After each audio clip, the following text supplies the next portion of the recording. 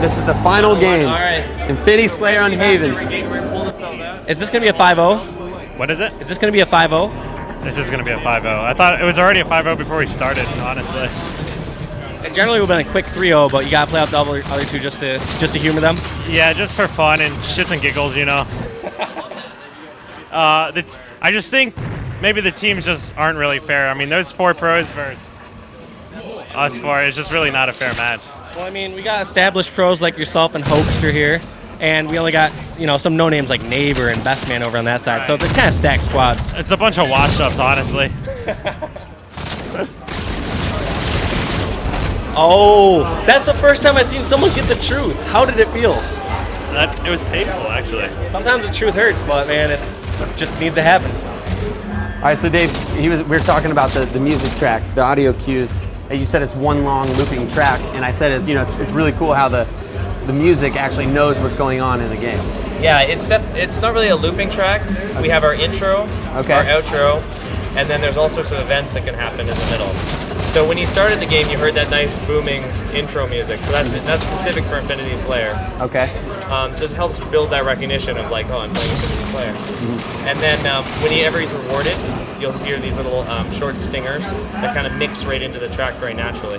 And it's one of the big audio overhauls we've done on Halo 4 is to be able to support this. That's brilliant. It goes along with how the gameplay is going. Right. Like I was almost thinking it'd be awesome if, like for example, that one time Elamite was doing that rocket. Yeah. And it incorporated like a choking sound. The choking sound? Yeah, for when you fail. That's awesome. Still time to incorporate that possibly. Yeah. I'm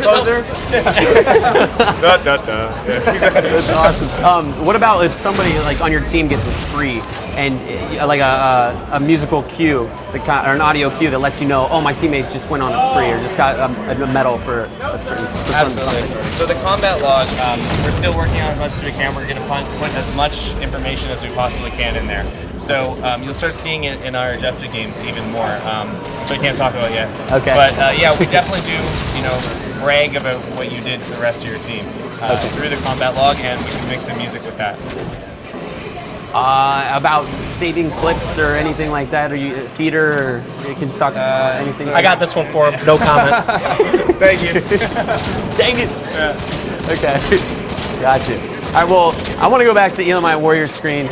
Best Halo 4 player in the world. I just noticed this Prometheus vision.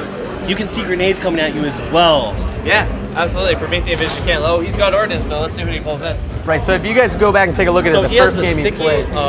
What's the bottom one? Sticky. Left one scatter. Yeah. Right one is speed boost. Okay. Yeah. And if you guys go back to the first game that he played, you guys will probably be able to notice. Took the scatter shot. Yeah. What happened in the first game? I was just saying that, if you go back and watch the first game that he played, he's probably, just more about getting oriented and the feel for the game. And now that, it just shows how fast these guys learn, he looks a lot more comfortable with the game, and now we're about to see some domination. I've seen some people not even use the Prometheus, at least correctly in my opinion. So if I'm in a close range quarter combat area, and let's say I'm around with some stairs, and I know it's not like I need to know where the whole map is, I'm really going to just hit that and let it go maybe a quarter, then reset it, because I already see all the people that are close enough, and then be able to do that again so I can use that whole engagement against themselves. Is that something that I guess you would do yourself? Like, do you use the full Prometheus when long range, or do you think it's always a good idea to just use it in certain circumstances, like close range to long range, and like only using part of your bar? I think you just choose whatever works for your playstyle. Yeah. Like there really isn't like a book or a guide to using these armor abilities, because there's so much more going on in the Halo sandbox. Yeah. So for me, it's just like you saw you used it from long range there, and then kind of adapted to it. For me, I'm just trying to find enemies. All the time.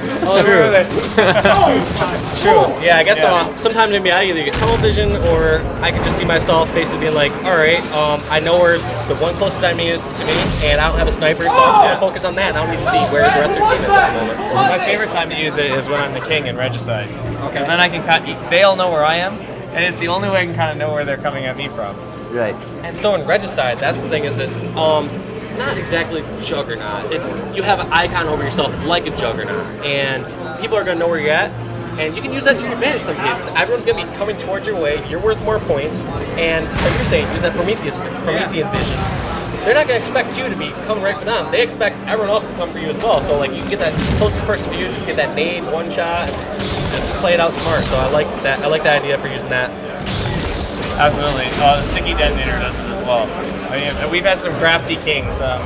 Our internally kings are like, oh, they all know where I am. But then once they start finding out different strategies and ways to, take advantage of that, it really just adds another layer of strategy to the mode that, even we weren't anticipating, but we've gotten even more excited about it as we've seen these strategies develop.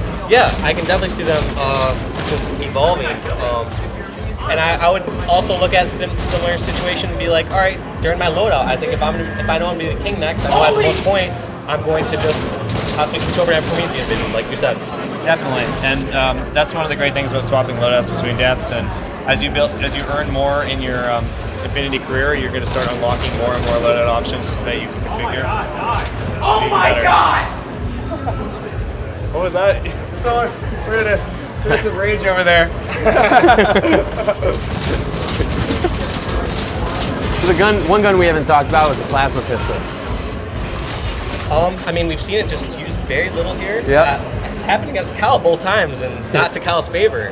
I feel like, from what I've noticed, is that it seems like it takes a little bit longer to get that full charge on it. I noticed and that I can't too. tell as far as how much it locks on, though. I guess those aren't really questions. I guess those are just more comments on how I've noticed it so far. Because I personally have used, it's evolved from all the Halos. I mean, Halo 1, I would use it just literally like a plasma rifle. I love how it frees people. Yeah, frees them off. Just pretty much do like 6 to 8 shots and then get a melee and get an easy kill. Halo 2, undot, like that gun was godlike. Just you just charge that up, shoot them, switch to your BR instantly, and the nuke combo. And that's also not only did that gun track so much more, but you're also able to switch weapons that much faster. So it'll be interesting to see how people do this, because I mean, I've seen Kyle get single burst with it. I've seen him get comboed and someone finish off the BR. So it's just I can see it very situational use. Now, with the melee system, I haven't seen anybody get animated yet. Are animations in Halo 4? Assassinations. Assassinations. Yes, absolutely. Assassinations are back in a big way. Okay. And there's many new ones. I've noticed these players, they don't take the risk as often. They're on the stage, don't want to get yoinked. But yeah. I also think that these guys, even though first time playing these maps, they really have a high awareness level, especially having the radar, and so many of them using Promethean vision. So I think that's a huge factor why we haven't seen any yet. Yeah, here's a speed boost in action here. This is great. Alrighty, Mike, show us the speed boost. Now, when you have Nice shots. What I love about speed boost is the circle strafe. Oh, and he's fighting an overshield too. That was kind of a cool combo. But yeah, getting in and out of combat, but also being able to circle strafe on enemies that much faster is a huge advantage. You're doing work. I've just sort of noticed No, that overshield, no problem. you obviously reload and stuff faster. Is your rate of fire increase as well? No, not your rate of fire. Your reload speed, your weapon swap speed, and your movement speed. That was a good double kill he pulled off of it. Kyle's dominating. So that gets him and his team a few more extra points for getting those medals and obviously the double kill. I still want to go back to that speed boost. Now, is it worthwhile to sprint with a speed boost, or does it negate sprint? It doesn't negate sprint fully. Speed boost isn't really meant to give you a hyper sprint. We're still doing some tuning around how much it will impact sprint, but it's mostly for your strafe, your forwards and backwards regular movement while you're firing, because that's where we found we get the most gameplay value out of it. I mean, players can already put their gun down and sprint, so speed boost is really for that moment-to-moment jousting or one-on-one combat. And how does it change that? Can you reload faster? Can you switch to your magnum faster, as we were discussing earlier? And that's where you see the biggest benefit. I can also see that being huge with, especially weapons like, let's say you get rockets. Like, I keep going back to changing loadouts and whatnot, but if you're able to like secure rockets, speed boost, stuff like that, where those weapons that take so long to reload, like just every little advantage can be such a huge part. Like, I just see so many different options. Well, the combinations are endless, and we're still finding them and enjoying them as we've been tuning the sandbox. And it's been so much fun to work on stuff just like that. Was it your plan to make me contemplate coming out of retirement by making such a great game? Absolutely, that was the only reason I get out of bed in the morning. You guys just have a huge whiteboard like, Walshy, how do we Drinking get a fresh hit cup of coffee, like, Come back, please. Walshy. Love it. All right, so they didn't get the 5-0. I don't understand what that word means. Death Fiat? I don't know either. We're about to check the scoreboard and find out what it really means. Check the scoreboard and see whose fault it was? Yeah, pretty much. Because I don't know what's going on over that way. All right, that was awesome. Yeah, I had a great time watching that. Yeah, that was fun. Hey guys, there's a lot more to see over at MLG.tv. All POVs of the pro players and just more exclusive Halo 4 gameplay footage.